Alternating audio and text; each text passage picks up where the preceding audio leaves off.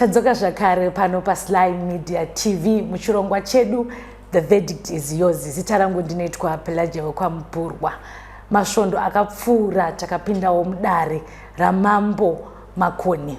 Dare ravo mune nyaya dzinotongwa nyaya dzakasiyana siyana dzehurombwa dzekupumana uroyi. Asi nhasi mudare mavo mune nyaya yekuti tezvara vakuti musati madzosa mwana wangu mushure mekunge arambuka kwaanga akaroorwa, chitungamidzai mwana wangu nemari yeroora. Regai tipinde mudare tinzwe zvizere kuti zvakafamba sei.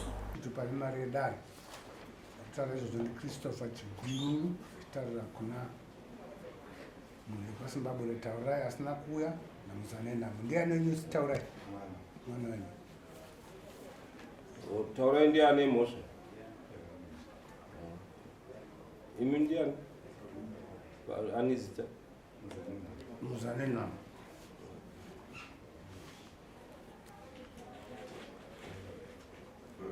Ari kupi mwana wenyu? Ari South Africa. Ndiye akaitisa mwana wenyu pamini?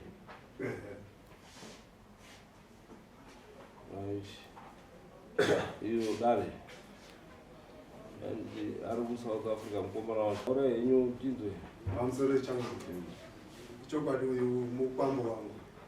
Todaro kuti rapera aro ndakauya ndichibvunze pfuma pamba pake akanditi zvakanaka baba ndinomirira mwana kusvika abve Jubili tiri kuipa Christmas nepfuma yanyu yemataura.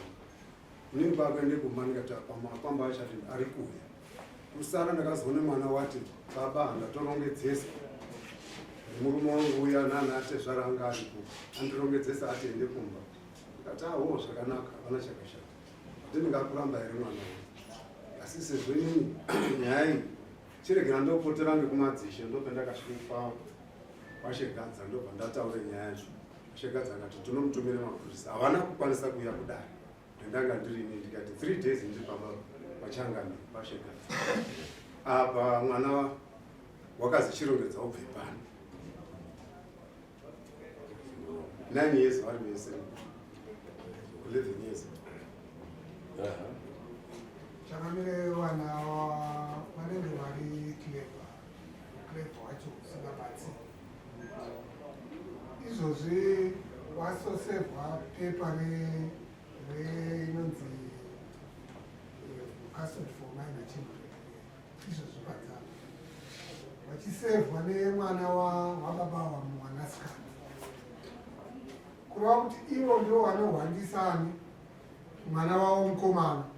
Izvozvi kana nemiwo chakamire makamboona custodian inoaplaiwa nemwanasikana achiaplaira kuti tiri kuda vana wehanzvadzi yedu tichengete tega. Tinoziva custodian inochengetwa nababa namai vari tu. Asi izvozvi mukatarisa watori nepepa rinenge wainaro randati inoda kutozotaura nezvaro. Rine custodian iri kupinda musi weMonday ine yenge iriwe yekuda kuti wavhare zveroora.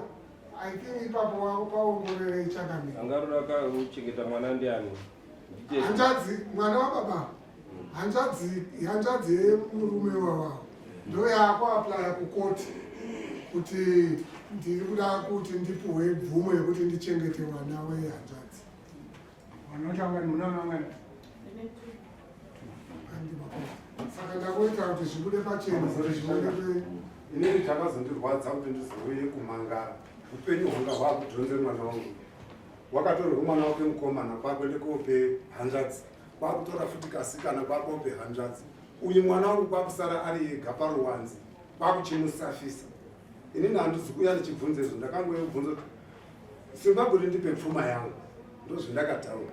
Handisi kuzoongorora hangu zvomusha mwaomwo. Asi zvakandirwadza upenyu hwanga hwakudhonze mwana wangu. Sole chakabira. Gawi maonera ndikuita ndekuti isusu tinogona kuitaura asi iwo murume nemukadzi vanofanirwa kunge vaine kutaurirana nekuwirirana kwawakanga wachiitirana. Zvakafanana zvenhasi kuti vari kudaidza vari kuda pfuma kunatezvara wemwana asi iwo wanga wachitaurirana futi nekukwasha.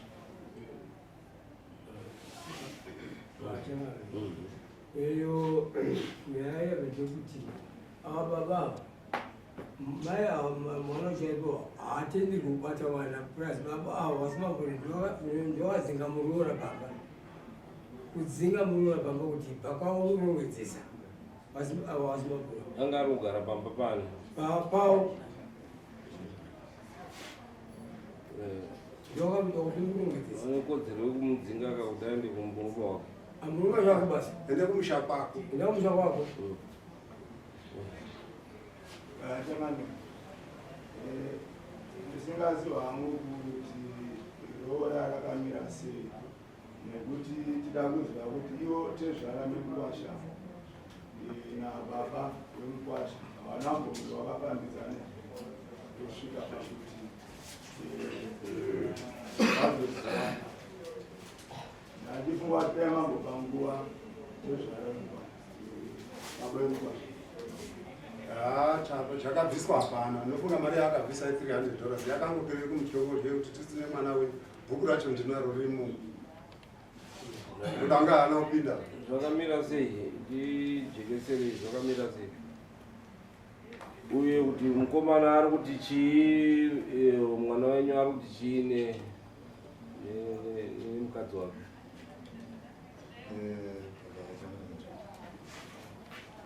Inini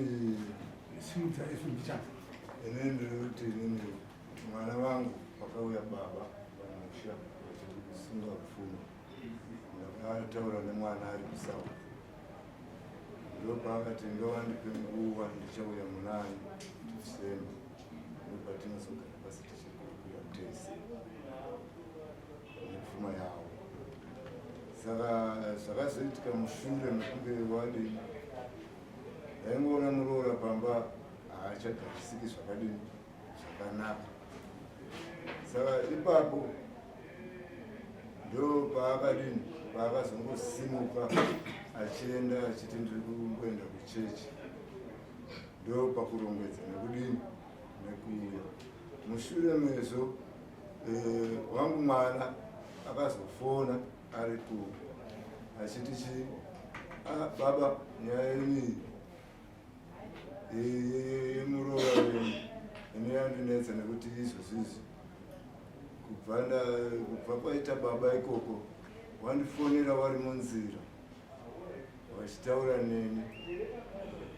Saka vataura neni vakandishaudha vachiti vahukodzere kuroora chii mwana wangu ndipe mwana wangu. Tikachiti zvingazodaro here azvidaroba muroora wangu ndinomuda nanhasi ndinotomuda kana iye pachezvake anozviziva kuti ndinomuda. Ndakatomuvakira imba yake nanhasi iripo yakatokiwa iripo pano. So kuronga kwawakaita nemurume wacho inini ndakatombovabvunzisisa vari vairi kuti chii chiri kuitika. Havana kuda kundibikira pachena vese vari vairi. Saka zviri kutondinetsawo kusvika izvi nhasi uno ndakunzwa kudaro. Tezvara kuuya kwawakaita takawirirana tezvara wakasvika pakudini pakudzokera. Ndiri kuti mwana wangu uya upedze nyaya dzako kuno urege kuramba wakangondikwanika nandizvukuru kuti makadanana muri vairi. Ndikatambira ndini ndakabvisa mari iyo yekuenda kupi kuti tifambidzane natezvara ndakabvisa ndichibva ndavaratidza mukwasha wavo ari mwana wavo. Saka ndichazivi kuti ipapapo ndopafambisa sei.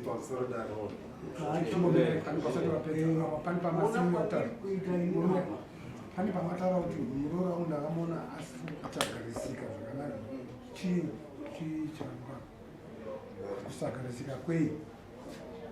Anga kungoti nguva dzese haachabatiki vangangoenda chechi kwawanamata chechi yechipostori. Saka vachinamata chechi yavo yechipostori ndokwaanga achienda pamba basa hatichadini hatichabatsira basa sekubatsira kwataita kubva kare.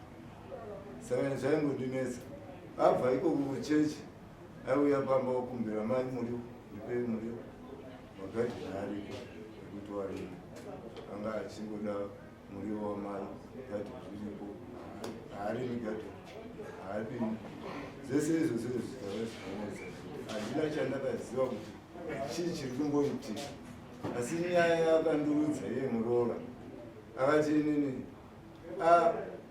mwana wenyu ihure ndomaudzira akandiita. Saka ini kaachangabira ini sekuona kwandikupinda au ndibaba wemuroora muka.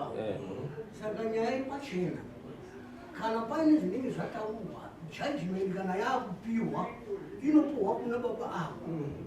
Kana paine zvinenge zvaitika mwombe kana chinyi dzinotorwa dzani ndokuti atezvarawa gona kuti waripirwe zvawari kuda ndokuona kwandaitoa.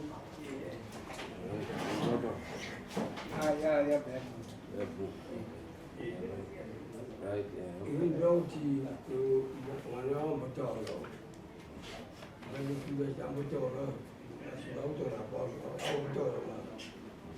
Antu ne mashoko. Mtu anizita Diana Chibundu. Ndikuti mnazvitaura naatezvara wangu.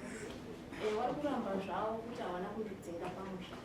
Asi chakaitika ndechekuti iwo naamwene wangu naatezvara wangu naanatete wangu 2 wakati hausisina kodzero yekugara pamusha pano. Vamwene vangu vakanditi kana zvichitoita ndinogona kutonwa poison pamberi pako ndikakufira nekuti panapa pasina nzvimbo yako takudamburura munyowani.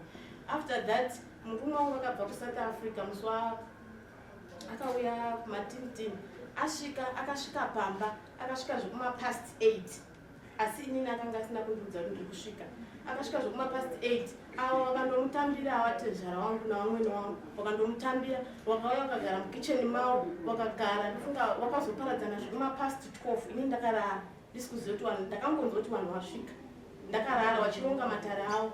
Zvadaro inini makuseni acho ndakamuka makuseni ndichibva ndangobuda papa kwakuine musangano wemavhireji wanga uripo ndobva ndabuda ndobva ndaenda.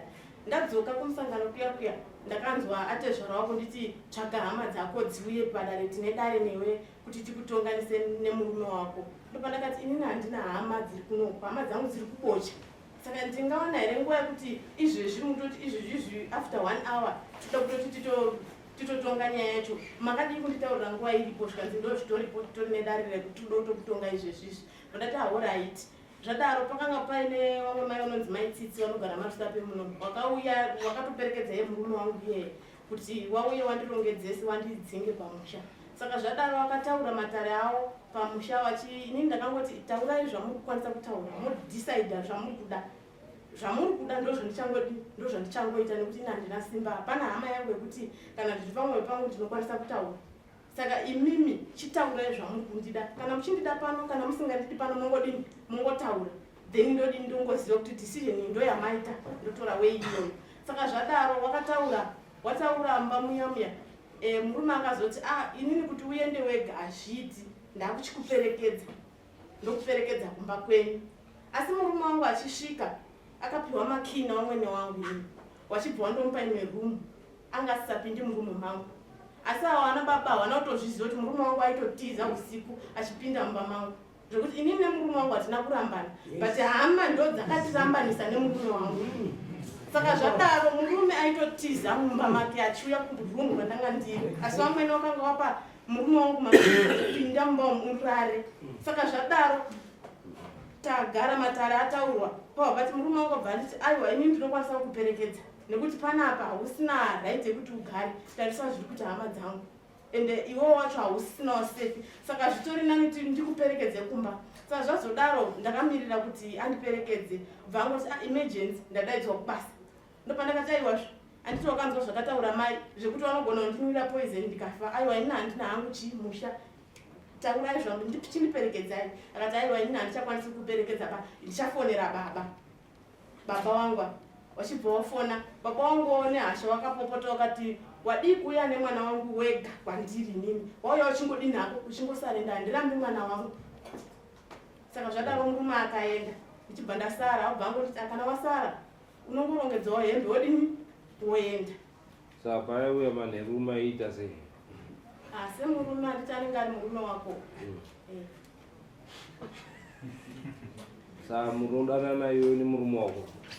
Isisu izvozvizvo hapasisina rudo nenhau yekuti ndakati aiwa iwewe nenhau yekuti taparadzaniswa nehama. Saka inini handisina nidzi yekuti iwewe hama dzako unodzidza kuti handimudi, asi kwandiri unonga uchiti ndokuda. Saka ini handichanzwisisi kuti zviri kufamba sei. Hama dzako ndodzadini, ndodzandiramba mumusha. Right. Saka hanzi tezvara vari kuti ndinonzi Faith Zimbabwe. Ndasimukawo kuti ndimbotaura panyaya yekutongwa muno. Ndofunga ngenditangire pachidimbu atezvara vedu avo vakauya vachitaura nababa wangu kuti ndauyawo ndateerawo pfuma yangu ende ndandiripo. Tikatotsanangurirana zvakanaka kuti baba pfuma yenyu tichataura nani, wakataura muchataura nani nemukomana aone kukugadzirirayo. Asi ivo vane mashoko vakataura vakati pane zviri kuitika zvekuti mwana wangu asi kugara zvakanaka, ndosaka ndauya kumureva chini mashoko. Ndopatakabva tati baba sinzi muripo ini ndiri kumirira taurai, ngatichigadzirisane kuti mashoko kuti ava vaviri vayanani, ngatigadzirisane. Pfuma inodiwa asi vana ngavange vachidini vachiwirirana.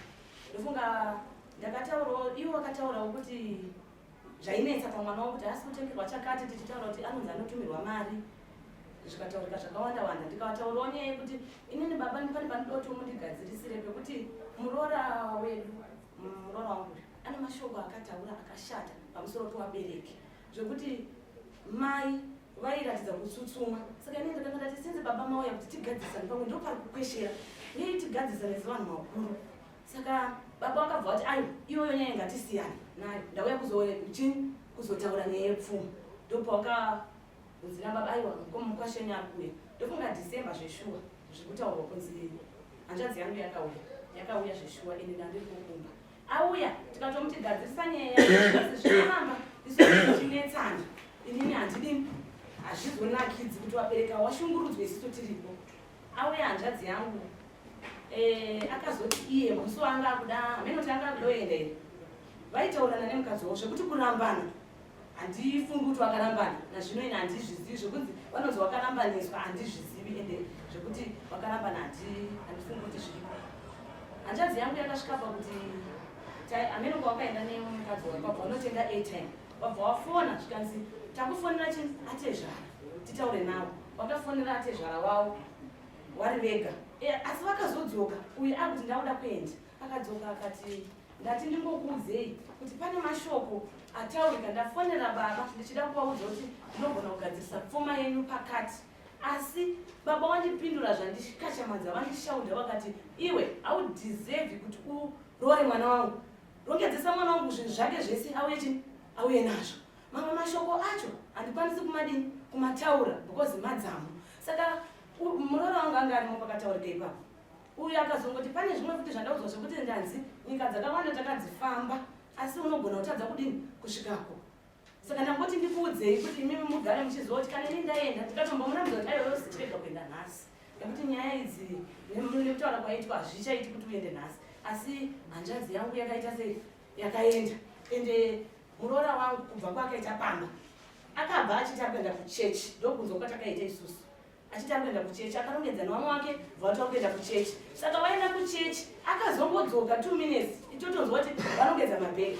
Baba varabva havana kuonekwa, inini tete wacho handina kuonekwa. Saka handisi kuziva kuti pakanzi munhu enda ibva pano nemubereki kana nanatete ndepapi. Mobvunza futi kuti kana dai ndaisasapota kuti muroora wangu oraiti gaenderi panyaya yewana yambotaurwa amene tiri mwere mudariro. Nyaya yewana muroora wangu akandipa mwana wake izve zvagrade 6 akandipa grade 1 chidzidzisa kunyangoko.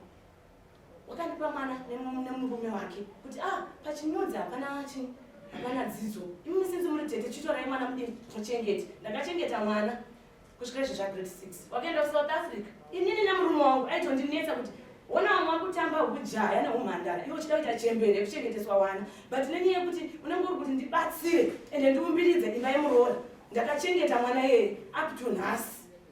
Mumwe wacho mudiki wauri kuti ndakatorerwa awarapo akamuperekedza ndiwo nasisi vangu achitanga kuenda kunonzi kuchimbozi.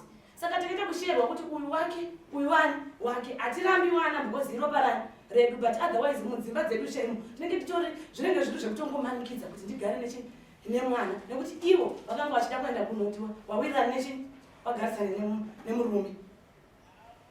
Kujoni kwacho kuti waende ndini futi ndakaplaya part ndationa kuti panogona kuita nyakanyaka. Ndakatanga kuendesa hanzvadzi yangu kuchikoro ava chaivava ndikati ndakuendesa hanzvadzi kuchikoro but zvainetsa kuti vagare nevabereki. Ndakavakumbira muroora wangu satete kuti ndakutora hanzvadzi iende kuchikoro asi iwe chidzoka ubike nevabereki but pana nezvakanetsa kusvikira ndataura naye hanzvadzi ndikati hanzvadzi inini ndini breadwinner ona ndiri kuchengeta iwewe ndochengeta imba yako ndochengeta vabereki ndochengeta sisi wangu wangu asati akuenda kubasa.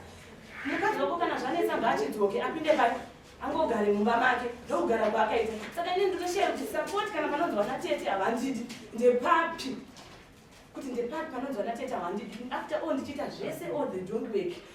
Kana mukavabvunza paenda murume kuchikoro ndakavaudza pamwe ndasvika pano amai mwana shenairai varume vanogona kudini kutorwa gezei mupfeke zvakadini varume vanotorwa uri kuchikoro muri kuchikoro uyu muroora wangu arapo mubvunzei kuti zvingane zvandaimudzidzisa asi nenyaya yekuti kana vanhu vakunetsana even pakunetsana ndakavataurira ndikati mai ana uyu imhepo nekuti pane mukadzi anozana mukadzi aidiwa nehanzvadzi yangu ava ndikatovaudza ava ndakavachibira mai ana sienei nazvo zvemukadzi uyu asi iwo wakatoti hanzi inini murume akataura pakuti akasvika pakuti ndawirirana nemukadzi wangu kuti nditore saka iye andikudza kuti tora munhu asingandikorere kufunga. Ndikatova blema ndikati mumwe chizotaura mashoko eya wabvunza kuti anamba wabvunza kuti maitaura mashoko eya zvazvanyanyodini kuti muzotorwe mukadzi moti ndati ndamupa go ahead murume yekuti nditora mukadzi anofunga. Saka inini nyaya yandiri against ndeyekuti muroora wedu adzingwa pamusha nensu wana tete adzingwa nevabereki avo vabereki avo vakomana ndandofunga bhebheri rakati remekedza vabereki kuti mazuva ako awande panyika. Ndofunga ndosaka ndatoti ndiperekedze babongo kuti shuwa here kuti like zvikutaurwa izvi ava baba avo pakauya mukadzi chaivo ari kunzi mukadzi wechituru wakaudza muroora kuti muroora gara ndiwo ndinoziva pano uyu muroora arabva kana mukakubvunza iwe kana taura yakaita zvinenge iwe gara ndiwo ndinodini wandinoziva asi nhasi to my surprise ndo wakunzi wakadini hazvina mhosva. Musati mapedza pane zvamataura mati muroora ane mashoko akashata akataura kuvabereki vangu kei kuti chimashoko muroora zvaakaita akaenda kuvabereki airwara ane problem anoti ndinorwara nemusana saka akati nomurume wake inini problem yangu ndazine vabereki vangu imboya ndikudini ndikurapise ndokuenda kwaakaita kumusha kwavo vaenda vaanorapiswa achidzoka akasvika kubvunzwa nababa vangu avo kuti mafamba zvakanaka here zvanzi chinyiko kumusha kwamadini kwamaenda ndokuchiti iye ndakafamba zvakanaka baba asi zvazvakaita ndezvekuti tafamba takaudzwa kunzi mumusha mawakaroorwa ndo munokonzeresa chini urwere hwawinawo achiudza baba chini mbuni inini ndinowandira kumba ndofunga pandakasvika popo wakanditaurira wakati mainadzi inini ndiri kukumbira ndini munosvitsa mashoko kuhanzvadzi yenyu nditaurirewo kuti muroora mashoko ataura haana kundifadza zvakuita sekunga inini ndine zvandinoisa pachini pamuroora kana zvichibvira uyai timbodini ngauye tozombofamba endewo ndopangwari wese kuSouth Africa muroora wangu nehanzvadzi ndopawakauya wese wazouya December ndikati aiwa baba ndichavafanira kuuya December wakauya December nyaya iyo haina kutaurika wachibva wangoibrowza wangokontinya kutorarama upenyu hwawaidini hwawairarama asi wabereka wangu ri nekachigumbu kekuti takaudzwa zvakati nechini nemuroora ndikasvika pakutomudurira madii kukumbira ruregerero asi ruregerero hapana ruregerero rwakakumbirwa nechini nemuroora wangu saka ini handiziwo kuti tapanga pane mushumo ubvunza imi mati taurai atore mumwe mukadzi taurai haana kutoroora ane waifambidzana naye zvaizivikanwa nemukadzi wake wachitowirirana awa iye taurai nemukadzi uyu zvokuti takasvika pakumubvunza murume wangu kuti mabvuma kuti murume wenyu nekuti murume ndakamubvunza ndikati ko iwewe wafunga kutora mukadzi wechitu zvikanzi tete ndinenge ndine zvandaona ende ndawirirana nemukadzi wangu akasvika pakundiudza kuti usazotore anofunga kundidarika kana mukamubvunza ndakamubvunza kuti mashoko emaizvataurireiwo kuti unotora anofunga usazotore anofunga kundidarika saka ikuwa hedhi yawapa chimwe murume ndaida kubvunza kuti ichokwadi here kuti tete imimi naamweni naezvera makandogashira murume uyu asingazivi inini handitozvizivi ndanga ndisipo munhu kana achibva joni ndofunga kana inini ndichitoenda handioneki ndoshona ndinofungidzirwa kuti ndikasaoneka even iwo pakuenda kwawakaita hawaoneki murume wavo chaiye kuenda kwakaita joni haana kumbooneka wamuwana ivo ndo vakatozviziva kuti chini murume aende kachakami ndaida ndikubvunzawo zvishomanana kuna tete ndanzwa mazwi enyu pamwe manga muchizama kupa chimiro kudai tiri nyatsoona kuti zviri mudai zvakamira sei munoda here muroora wenyu chaizvo muroora ndinomuda hongu ipapo ndanda kusapota anza yangu anombona angu minodi kuti hatisatore nguva idai munoda here muroora wenyu hongu ndinomuda munoziva here kuti nhasi mauya nenyaya ipi mudare muna mambo satete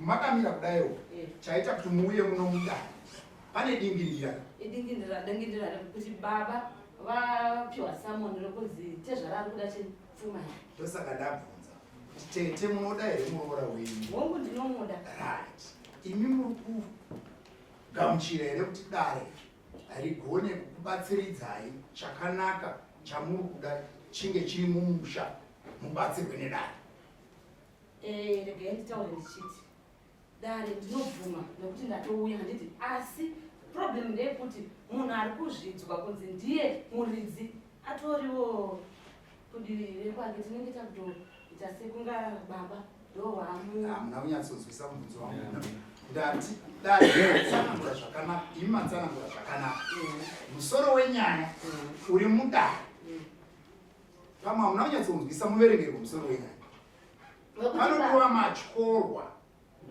kubva kwamuri mimhuri yekwaSimbabwe ndo panandibvunza kuti munoda here muroora zvananyizama kutsanangura sedare ndezvekuti ndaida kutarisa rutivi rwenyu sezvamatsanangura zvese kuti mamuchiedza kuvaka muroora zviri kutaurwa kuti matyorwa mamazvizivawo here kuti dare ribatsirikane imi mubatsirikane apa ndofunga mubvunzo kuhwanda ini handakuhwanda ndachibvunza musoro wenyaya kuti chadiwa mudare nababa nokuti hasi muroora machinzwa here hongu tachinzwa 1 2 baba kungouya nemwana wavo mufananidzo kuti nemo munge muripo muchiziva ndiye uya chaizvo muroora wenyu asi imimi pane pandiri kuona kuti munenge muri kuswedera kudivi renyu kunyanya musina hanya nemuroora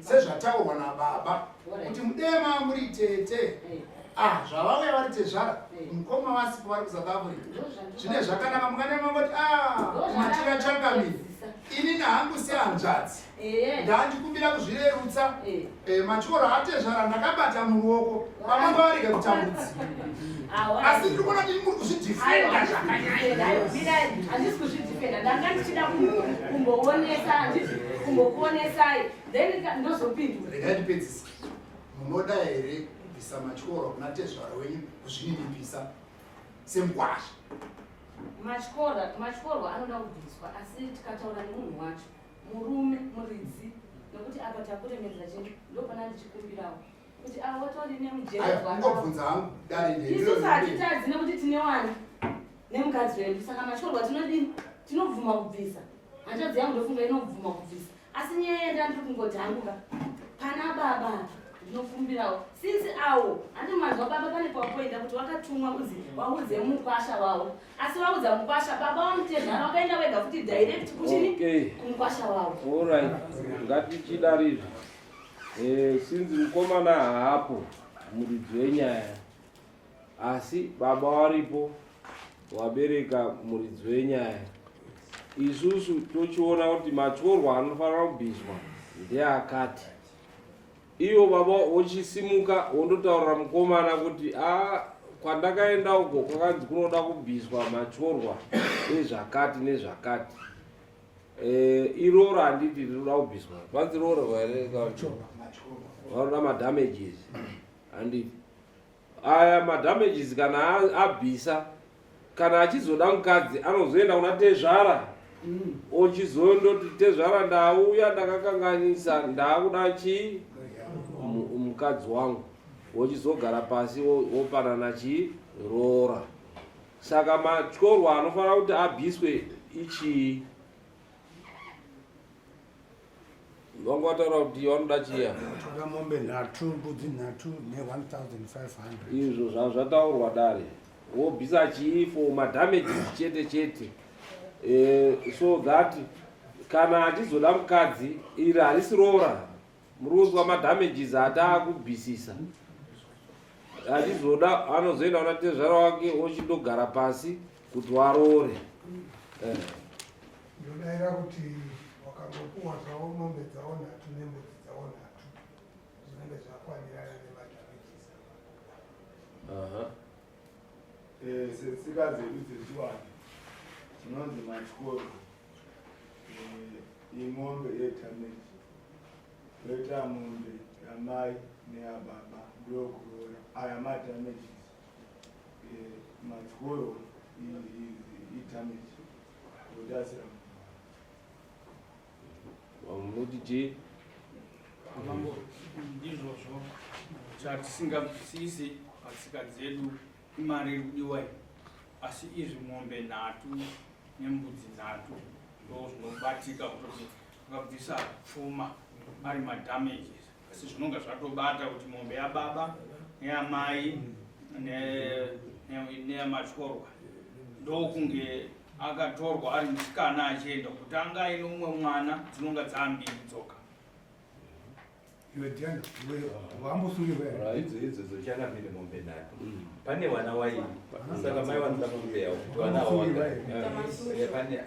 kuita masungiro vakasungirwa saka hapasina masungiro akaitwa. Saka anondobvisa mombe 3 dzemadamages yababa neyamai nekuti asakabvisa yamai paine wana hazviiti. Wana vanoda chii, mai vanoda mombe yavo, baba vanoda mombe yavo uye nemombe 3 yematyorwa ndokuti munhu abvisa chii matyorwa. Saka kana iri mombe imwe chete ma350 it means kuti anobvisa $1050 pamombe 3.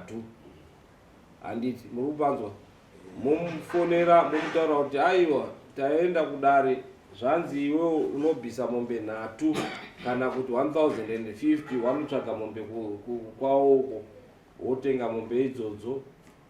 Yamai inenge yatobviswa, musazoti yamai haina kubviswa mozoita kuti wana washupike. Handiti anenge apuwa chii mombe yake yamai yababa nemadamages. Saka tokuwapa nguva yakadii kuti wazviite, hazvisiri kundobva kwamuri motaura mwana wenyu, tokupai nguva yakadii pamunofunga kuti mune mapedza kumutaurira achitenga muchizoenda kana kuti achitumira mari. Moda nguva yakadii ndimitete takungoti mei 3 zviri kwamuri 1050 haisi mari yakawanda.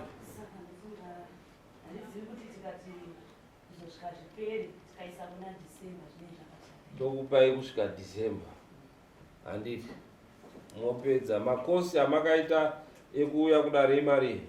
Ani makosi zangu ndakaita nokuti munhu handina kutanga nhasi kuenda pamba pake ndichibvunza pfuma. Ende mukaona munhu akuye kupotere kudare kutaura kuti nhaya inyanya. Inini ndikude makosi zangu $300. Mari zangu right. Rora pachiwanhu chedu tezvara wagara wachienda kuindodi ndakaenda mukandipe $20 ndikambodzoka inzwai pachiwanhu pedu roora ragara vanatezvara vachiteera kumukwasha kufambira kuenda kundobvunzira mari pachishona chedu haisiri ndawa kana kuti mhosva chinhu chagara chichiitika saka hatiti kana tichiti taenda kundobvunza roora tototi aiwa yatiri kuda mari ndeyekuti hamakabvisa emasamanisi imari makashandisa kuvadaidza kuti vauye pano sezvavaita nhasi vakashanda 75 ne$10 yanhasi kuita $85 right saka tongoisa pa $90 $90 plus ichi 1050 right mati yese munoda kuzoibhadhara kamwe chete here kana kuti moibreak down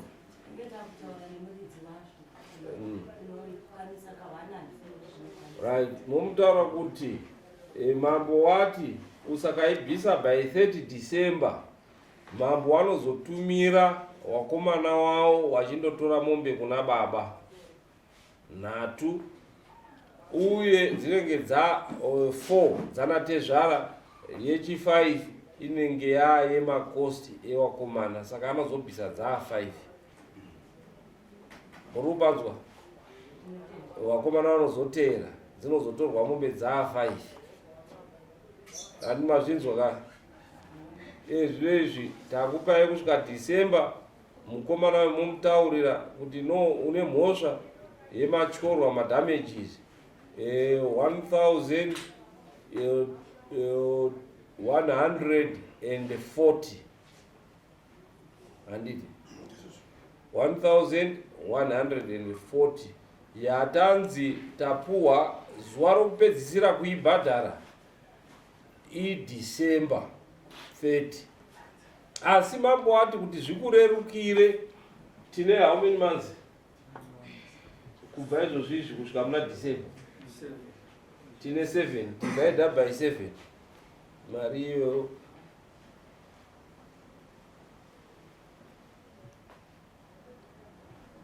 hapana nemakakuletera 1140 titinoka madam divide by 162